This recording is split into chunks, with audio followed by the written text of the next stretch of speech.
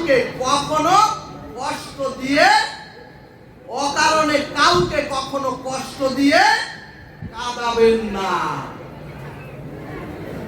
অর্থাৎ কষ্ট দিয়ে যদি কাউকে কখনো চোখের জল ঝরান, যদি চরাচরে মনুষ্য প্রাপ্ত হয়ে এসে যদি কখনো কাউকে কষ্ট দিয়ে তার চোখের জল কারো ঝরান, মহাজন বললেন, ওগো তোমাকেও একদিন অনেক বেশি কোটি গুণ ওর থেকে তোমাকেও কান্না করতে হবে অঝরে। মহাভারত দৃষ্টান্ত দিলেন। অখণ্ড পরতত্ত্ব ভগবান কংসকে বিনাশ করে, অখণ্ড তত্ত্ব ভগবান যখন বসুদেব আর দেবকীকে কংসের কারাগার থেকে উদ্ধার করছেন, তখন শৃঙ্খলিত অবস্থায় দেবকী মা কৃষ্ণকে কাছে পেয়ে, দেবকী মা কৃষ্ণকে সম্মুখে পেয়ে প্রশ্ন করলেন, ও কৃষ্ণ, ও কৃষ্ণ, তুই তো আমার ছেলে, ও কৃষ্ণ তুই তো পরমেশ্বর ভগবান, তাহলে ও কৃষ্ণ তুই জবাব দে, আমি দেবকী তোর মতো ভগবানকে গর্ভ ধারণ করেও কেন আমি তোর মুখে একবারও মা ডাক শুনতে পাইনি। দেবকী মা ভগবানকে কাছে পেয়ে, সম্মুখে পেয়ে দেবকী মা বলছে, ওরে ভগবান কৃষ্ণ, আমার স্তনের দুগ্ধে আমার বক্ষ ভেজে গিয়েছে। ও কৃষ্ণ, তুই তো জানো না একজন মায়ের কি কষ্ট যদি সন্তান তার বুক টেনে ওই দুগ্ধ না পান করে।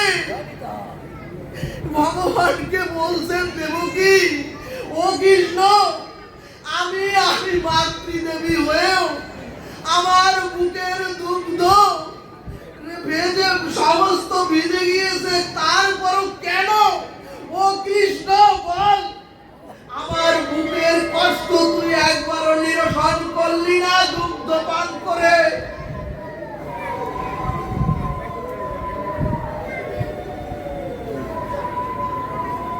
ভগবানকে কাছে পেয়ে দেবকী মা বলছে, ওরে কৃষ্ণ, কোন অভিশাপে বল, ওরে কৃষ্ণ ভগবান, কোন অভিশাপে তোর মতো সন্তানকেও আমি পেয়ে।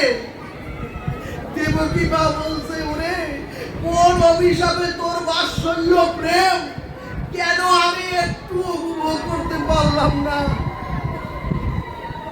ও ভগবান, তুমি এই প্রশ্নের জবাব না দিয়ে দেবকী মা ভগবানকে কাছে পেয়ে দেবকী মা বলছে, ও ভগবান, তুই এই প্রশ্নের জবাব না দিয়ে তুই আমার কোন শৃঙ্খল মুক্ত করতে পারবি না। তখন ভগবান মৃদু হেসে বললেন, ও মা, ও মা, তুমি দ্বিতীয়বার একটু আমার দিকে ফিরে তাকাও। এরপরে দেবকী যখনই ভগবানের দিকে ফিরে তাকালেন, দেবকী মা দেখেন তখন আর ওই নন্দ কৃষ্ণ নাই। দেবকী মা দেখেন তখন সম্মুখে দাঁড়িয়ে ধনুকধারী রাম। তখন সামনে দেখে দেবকী মা, সামনে ভগবান ধনুকধারী রাম দাঁড়িয়ে। তখন মা দেবকীকে বললেন, ও মা, ও মা, তোমার কি মনে আছে? ও মা, তোমার কি মনে পড়ে? দেবকী বলছে ভগবানকে, ভগবান বলছে দেবকীকে, ও মা, তোমার কি মনে আছে ত্রেতাতে তুমি রামকে বনবাসে পাঠিয়ে কৌশল্যা মাকে তুমি 14টা বছর অজরে কাঁদিয়েছিলে। ওমা কৌশল্যা তোমার চরণে পড়ে বলেছিল, ও কই কই, ও কই কই, আমি তোর দাসী হয়ে থাকবো, তবুও তুই আমার ভগবানকে বনবাসে দিস না।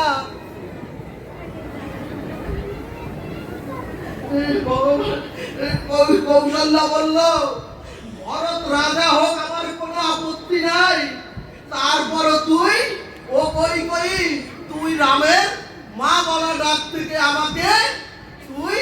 আমাকে তুই বঞ্চিত করিস না। রাধে রাধে। সুধীগণ, এরপরে ভগবান বললেন, ও মা গো, সেদিন কৌশল্যার মর্ম ভেদি, সেদিন কৌশল্যার অঝোর কান্নার জল তোমার হৃদয় একটুকু বিচলিত করতে পারেনি। সেদিন তুমি ছিলে কই কই।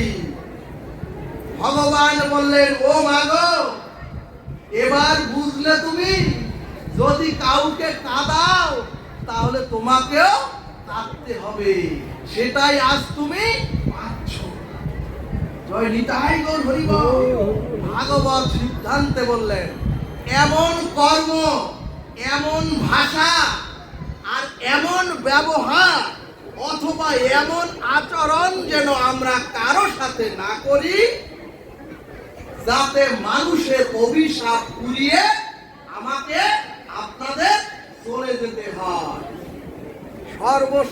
সর্ব বেদান্ত সার ভাগবত বললেন, আশীর্বাদ ছাড়া ভক্তি পাওয়াও যায় না, আর আশীর্বাদ ছাড়া এ মহা সংসারে সুখ শান্তির নাগালও পাওয়া যায় না। জয় নিতাই গৌর হরি বল। এরপরে গীতা শাস্ত্র বললেন, জীবের চির শান্তির জন্য বিহায় ও কামায়া,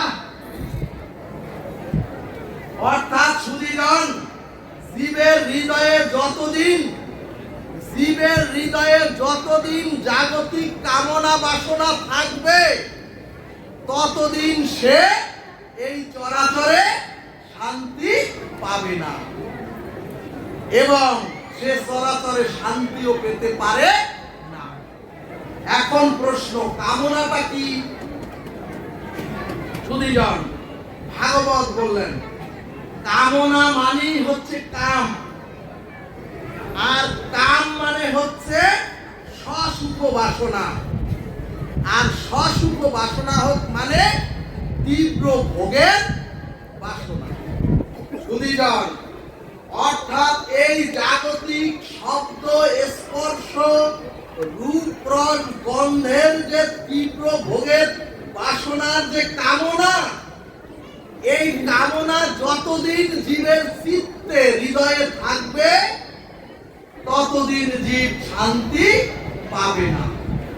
এই কারণেই ভগবান বললেন, ও ধীরে ধীরে তোমাদের বিবেক বিচার আর সাধু সঙ্গের দ্বারা, সাধুগুরু মহতের চরণ ধুলির দ্বারা ধীরে ধীরে জাগতিক কামনা কমিয়ে দাও, তাহলেই তোমরা পরম শান্তি পাবে। ভাগবত বললেন, ওগো, একটি কাঁটা যদি কারো অঙ্গে বিদীর্ণ হয়, তাহলে পুরো শরীরটাই যেমন বিষে জড়জড় হয়ে যায়, বিষে ব্যথাগ্রস্ত হয়ে যায়। ভাগবত বললেন, তাহলে যার হৃদয়ে অনন্ত জন্মের অসংখ্য কামনার কাঁটা বিঁধে আছে, সে এই চরাচরে শান্তি, সুখ, সমৃদ্ধি পাবে কিভাবে? এরপরে সুধীগণ, কামনা থাকলে কি হয় শুনুন। তুলসীদাস গোস্বামী রামায়ণ শাস্ত্রে বললেন, ভগবানের যিনি পিতা, এই পিতা হওয়া তো চারটিখানি কথা নয়, ভগবানের পিতা হওয়া মানে তো সাধারণ কোনো কথা নয়, বিষয় নয়। অর্থাৎ সুধীগণ, যিনি শুদ্ধ সত্য হৃদয়, ভাগবত বললেন, সত্য হৃদয় না হলে তো ভগবানের পিতা হওয়া যায় না। কিন্তু ভগবানের পিতা দশরথ, যিনি এত বড় চক্রবর্তী সম্রাট এবং যিনি সকল সুর নিরপতি হলো, তাদের কি ছিল? রাজা দশরথের সামনে সকলে মাথা নত করে থাকতেন। সুধীজন, সুর নিরপতি হলো দেবরাজ ইন্দ্র, অর্থাৎ সকল দেবতা যার মাথা নত করতে থাকতেন সেই রাজা দশরথ।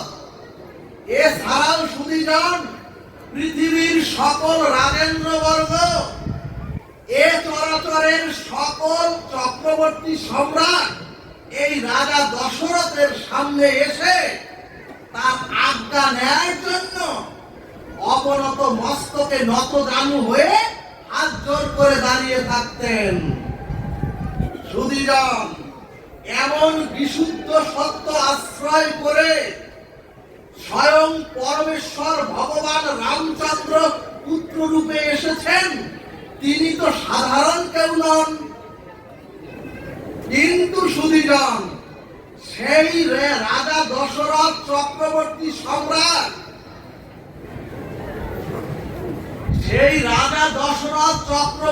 সম্রাট, তিনিও কৈকেয়ীর মেধা আর রূপের কারণে, কৈকেয়ীর মেধা আর রূপের জন্য কৈকেয়ী যখন ক্রোধ করত, যখন রাগান্বিত হতো, তখন ওই রাজা দশরথ তার গৃহে গিয়ে দিনের পর দিন ওই কৈকেয়ীর গুণগান করতেন, এমনকি ওই কৈকেয়ীর পা ধরে বসে থাকতেন তার রাগ নিরাময়ের জন্য।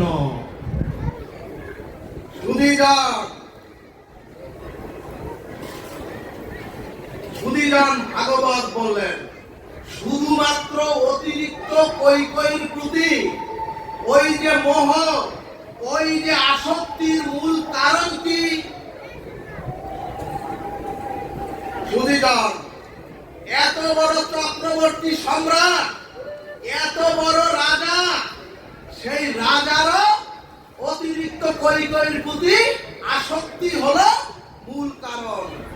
সর্ববেদান্ত ভাগবত বললেন, যদি চক্রবর্তী সম্রাট যদি ভগবানের পিতার এমন আসক্তিতে রাজ্য হারা হয়ে যদি জীবন বিসর্জন দিতে হয়, তাহলে এই চরাচরে যদি আমাদের রূপ যৌবন আর ভোগ বাসনার প্রতি অতিরিক্ত যদি আকাঙ্ক্ষা থাকে, যদি আমাদেরও অতিরিক্ত আসক্তি থাকে, তার কি দশা হতে পারে এই চরাচরে?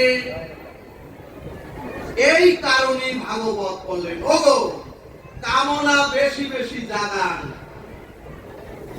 ওগো বেশি বেশি বাসনা জাগৃত করেন, তবে সেই বাসনাটা যেন ভগবত ভজনের হয়। ওগো সেই কামনাটা যেন ভগবত ভক্তির জন্য হয়। জয় নিতাই গৌর হরি বল।